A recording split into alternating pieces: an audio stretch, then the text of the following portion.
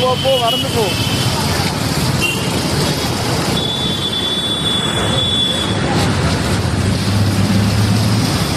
எழுப்புங்களா?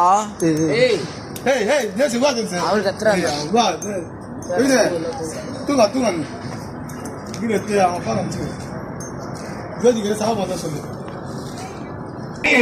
வைத்துக் கொள்ளுமாறு கேட்டுக்கொள்கிறோம்.